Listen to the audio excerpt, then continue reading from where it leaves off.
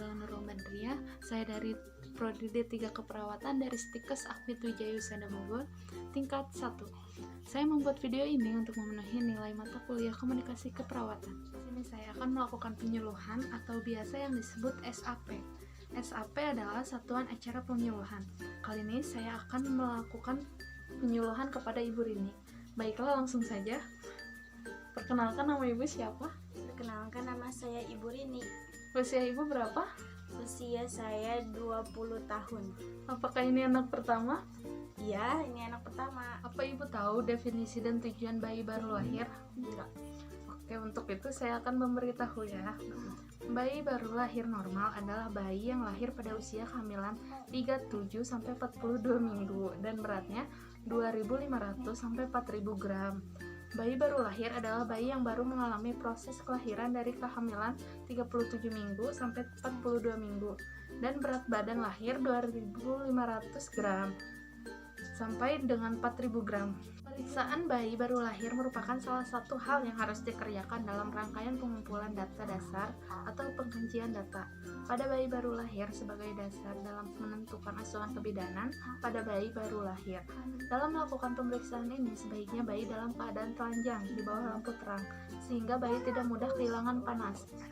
Tujuan pemeriksaan fisik secara umum pada bayi adalah menilai keadaan umum bayi, menentukan status adaptasi atau menyesuaikan kehidupan intrauteri ke dalam kehidupan ekstratauri, dan mencari adanya kelainan atau ketidaknormalan pada bayi baru lahir. Ibu, apakah Ibu tahu ciri-ciri bayi baru lahir normal? Enggak. Oke. Yang pertama, berat badan 2.500 sampai 4.000 gram. Yang kedua, panjang badan 48 sampai 52 cm. Yang ketiga, lingkar dada 30 sampai 38 cm. Yang keempat, lingkar kepala 33 sampai 35 cm. Yang kelima, frekuensi jantung 120 sampai 160 kali per menit. Yang keenam, pernapasan kurang lebih dari 60 sampai 40 kali per menit. Yang ketujuh, kulit kemerah-merahan dan licin karena jaringan subkutan cukup. Yang ke-8, rambut lanugo tidak terlihat, rambut kepala biasanya telah sempurna. Ke-9, kuku agak panjang dan lemas.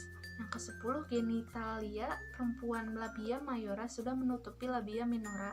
Laki-laki testis sudah turun, skrotum sudah ada. Yang ke-10, refleks hisap dan menelan sudah terbentuk dengan baik. Yang ke-11, refleks Morrow atau gerak memeluk bila dikagetkan sudah baik. Yang ke-11, refleks grabs atau menggenggam sudah baik. Yang ke-12, eliminasi baik mekonium akan keluar dalam 24 jam pertama. Mekonium berwarna hitam kecoklatan. Penilaian bayi baru lahir. Apakah Ibu tahu penilaian bayi baru lahir? Enggak tahu. Yang pertama, apakah bayi cukup bulan? Yang kedua, apakah air ketuban jernih tidak bercampur mekonium? Yang ketiga, apakah bayi menangis atau bernapas? Yang keempat, atau tonus otot bayi baik? Jika bayi tidak cukup bulan atau air ketuban bercampur mekonium atau tidak menangis atau tidak bernapas atau menggap atau tonus otot tidak baik, lakukan langkah resusitasi. Ibu, saya akan memberitahu tahapan apa aja bayi baru lahir. Yang pertama, tahap 1 terjadi segera setelah lahir selama menit-menit pertama kelahiran. Pada tahap ini digunakan sistem scoring Apgar untuk fisik. Yang kedua, tahap 2 disebut tahap transisional.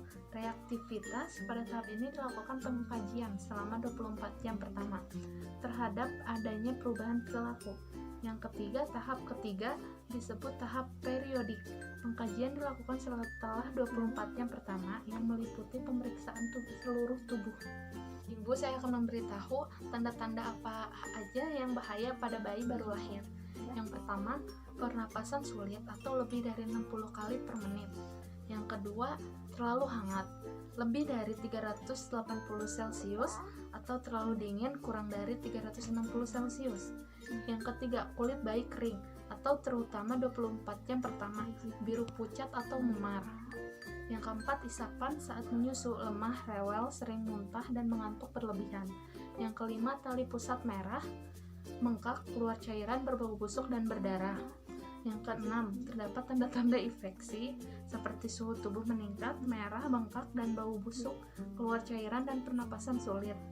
Yang ketujuh, tidak bab dalam 3 hari, tidak buang air kecil dalam 24 jam, feses lembek atau cair, sering berwarna hijau tua atau terdapat lendir atau darah.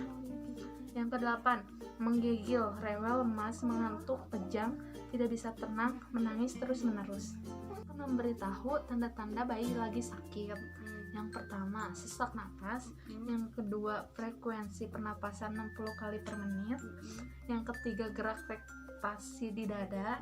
Yang keempat, malas minum. Yang kelima, panas atau suhu badan bayi rendah. Yang keenam, kurang aktif. Saya akan memberitahu apa saja yang harus ibu lakukan sebelum bayi dibawa pulang ke rumah. Maka perlu diperhatikan sebagai berikut ini ya. Yang pertama, perawatan tali pusar. Tali pusar yang melekati perut bayi akan disisakan beberapa senti oleh dokter. Sisanya ini akan dibiarkan hingga pelan-pelan menyusut dan mengering, lalu terlepas dengan sendirinya. Cara membersihkannya yaitu, yang pertama, cuci tangan bersih-bersih dengan sabun.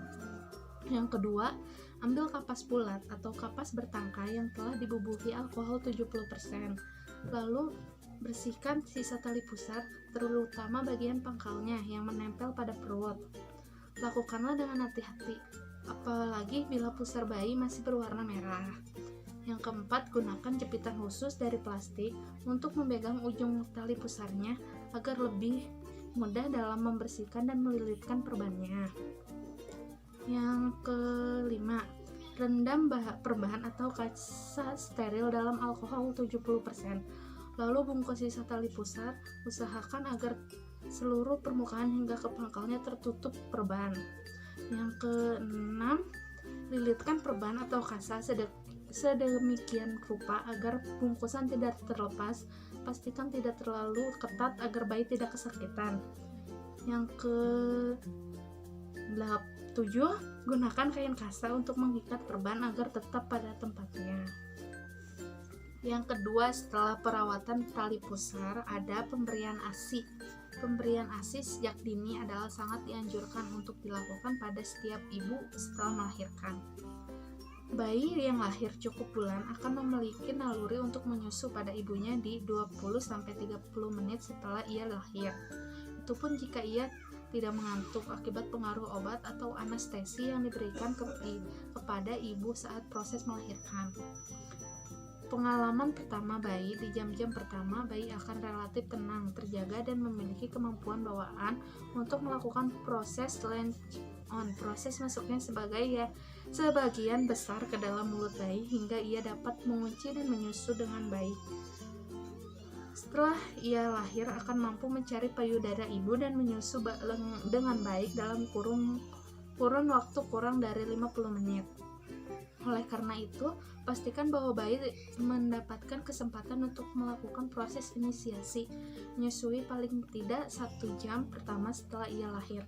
Hal ini akan menunjang proses keberhasilan pemberian ASI di kemudian hari. Yang ketiga, ada jaga kehangatan bayi. Bayi belum mampu mengatur tetap suhu badannya dan membutuhkan pengaturan di luar untuk membuat bayi tetap hangat. Menjaga kehangatan bayi baru lahir merupakan suatu hal yang sangat penting. Dengan cara membungkus atau membedong bayi rapat-rapat dan kepalanya ditutup agar membantunya merasa aman dan hangat. Hal ini membuat bayi tidur lebih nyenyak dan lama jika mereka dibungkus atau dibedong. Bayi yang mengalami kehilangan panas atau hipertermia beresiko tinggi untuk jatuh sakit atau meninggal. Jika bayi dalam keadaan basah atau tidak diselimuti, mungkin akan mengalami hipotermia meskipun berada dalam ruangan yang hangat. Ada tujuannya nih Bu, tujuannya menjaga kehangatan. Yang pertama untuk mengurangi kehilangan panas tubuh, yang kedua membuat bayi merasa aman dan hangat, yang ketiga membuat bayi tidur lebih nyenyak. Dan ada cara pula membungkus atau membedong bayi. Cara membungkus atau membedong bayi dengan aman dalam selimut persegi. Pertama-tama dilipat salah satu ujung selimut hingga ke tengah. Letakkan kepala bayi ke tengah dari selimut yang dilipat. Bungkus kepala bayi terlebih dahulu, lalu lipat ujung yang berseberangan dengan yang dilipat sebelumnya ke kaki bayi. Kemudian tutupkan dua ujung lain ke tubuh bayi satu persatu. 4. Ada imunisasi. Bayi juga perlu imunisasi. Setelah bayi lahir, tubuh bayi belum mempunyai daya tahan yang cukup untuk menangkal berbagai penyakit. Selain antibodi bawaan yang diberikan ibu sejak dalam kandungan, dengan imunisasi, tubuh bayi disiapkan mengenali beberapa penyakit tertentu yang mungkin mengancamnya. Segera setelah lahir diupayakan dalam 12 jam pertama diberikan minimal 3 kali dalam rentang waktu 6 bulan. Disuntikan di paha, diberikan tanpa memandang status ibu atau pernah terinfeksi atau belum. Yang kelima, ada perawatan harian atau rutin. Orang tua harus tahu cara merawat bayi mereka dan perawatan harian untuk bayi-bayi yang baru lahir. Yang pertama, beri ASI sesuai dengan kebutuhan setiap 2-3 jam, paling sedikit setiap 4 jam, mulai dari pertama.